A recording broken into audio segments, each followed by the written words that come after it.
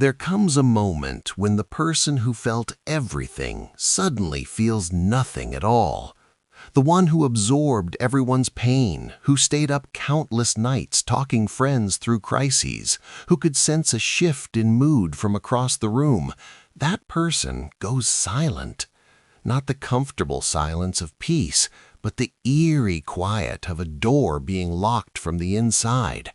When an empath finally shuts down, it's not a gentle transition. It's a system failure after years of overload. Today, we're exploring what happens when someone wired for deep connection chooses disconnection instead, and why this transformation from emotional to avoidant is both a tragedy and a survival mechanism. Understanding what an empath truly is helps us grasp the magnitude of their shutdown. These aren't just sensitive people or good listeners. Empaths experience other people's emotions as if they were their own. Walk into a room where an argument just happened, and they feel the residual tension in their chest. Sit next to someone hiding depression behind a smile, and that heaviness seeps into their bones. This isn't imagination or drama. Brain research suggests some people have hyperactive mirror neuron systems and heightened activity in emotional processing centers, making them neurologically wired to absorb the emotional states of those around them. For years, maybe decades, the empath functions as an emotional support system for everyone in their orbit. They're the friend who always answers at 3 in the morning, the colleague who notices when you're struggling before you say a word, the family member who keeps the peace by absorbing everyone's frustrations.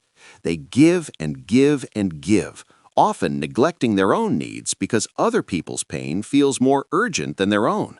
They become so accustomed to carrying emotional weight that they forget what it feels like to walk unburdened. But here's what most people don't see. Every emotion absorbed, every crisis managed, every moment spent holding space for someone else's pain, it all gets stored somewhere. Empaths often lack the natural boundaries that help others maintain emotional separation.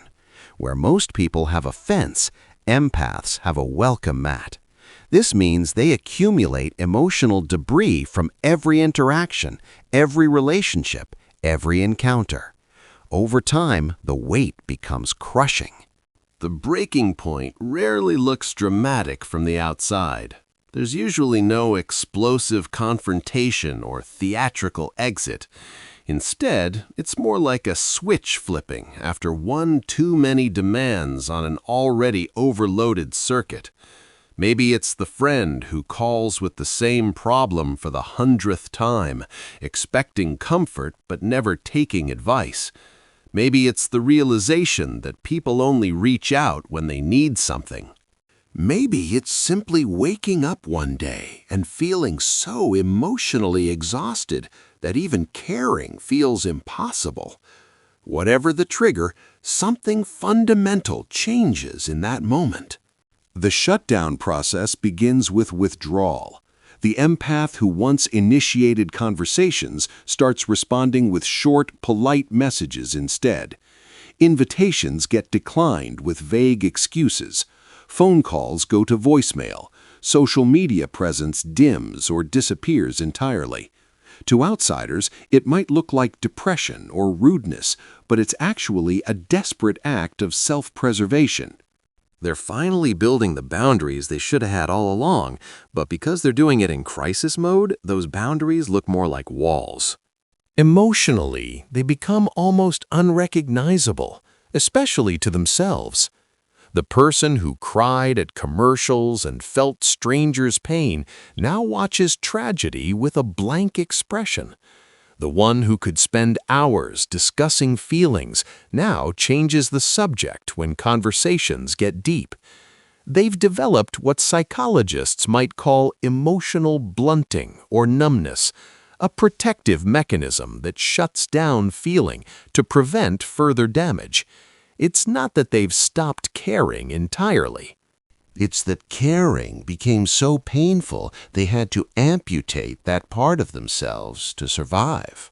Their relationships undergo dramatic shifts during this transformation. People who relied on the empath's emotional labor suddenly find themselves dealing with someone who won't engage the same way anymore. Friends accustomed to endless support encounter firm boundaries or outright unavailability. Some people get angry, accusing the empath of changing or becoming cold. Others drift away when they realize the dynamic has shifted and they're no longer getting what they came for. The saddest part is that many people disappear during the empath's shutdown, proving that the relationship was always more about what the empath could provide than genuine connection. Trust becomes a major casualty in this process. The empath who once believed the best in everyone now views people with suspicion. They've realized that their gift was exploited, that people took advantage of their open heart and giving nature. Every past relationship gets re-examined through this new lens, and patterns emerge that they couldn't see before. They notice how many people only called when they needed something, how few checked in during the empath's own struggles, how one-sided so many connections actually were. This awareness is both liberating and devastating. The avoidant behaviors that develop serve specific protective functions. By keeping people at a distance, the shut-down empath prevents the emotional enmeshment that caused them so much pain. By limiting deep conversations, they avoid absorbing others' problems. By staying busy or isolated, they create space to finally process their own neglected emotions. What looks like avoidance is actually recovery, though it's a messy, painful version that often goes misunderstood even by the person experiencing it. Internally, there's often a war happening. Part of them misses connection and feels guilty for withdrawing. The empath's core nature doesn't disappear just because they've shut down. They still notice the person sitting alone at a party, still sense when someone's struggling, still feel that familiar pull to help. But now there's another voice, louder and more insistent, that says no.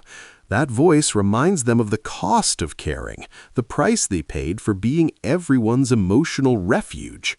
The tension between their natural inclination to connect and their learned need to protect creates constant internal conflict. Some people remain in this shutdown state permanently, building lives of careful distance and surface-level interactions. Others eventually find a middle ground, learning to maintain their sensitivity while protecting their energy. The difference often comes down to whether they get space to heal without pressure to return to their old patterns. Empaths who are allowed to withdraw, process, and rebuild at their own pace sometimes emerge with healthier boundaries intact. Those who are guilted, pressured, or criticized for changing often retreat further into avoidance as their only safe option. The journey from emotional to avoidant represents a fundamental rewiring of how someone interacts with the world. It's the result of a nervous system that stayed in overdrive too long, a heart that gave until it was empty, a soul that absorbed too much pain without enough support. When an empath shuts down, they're not being dramatic or attention-seeking. They're collapsing under weight they should never have been expected to carry alone. If you're watching someone go through this transformation, understand that your frustration with their unavailability doesn't compare to the years they spent available to everyone but themselves. And if you're the empath in shutdown mode, know that protecting yourself isn't selfish, that boundaries aren't betrayals, and that you're allowed to save your own life, even if it disappoints people who benefited from your depletion. The path from shutdown back to connection, if you choose to walk it, must be paved with self-compassion and built on boundaries that honor your limits instead of exceeding them.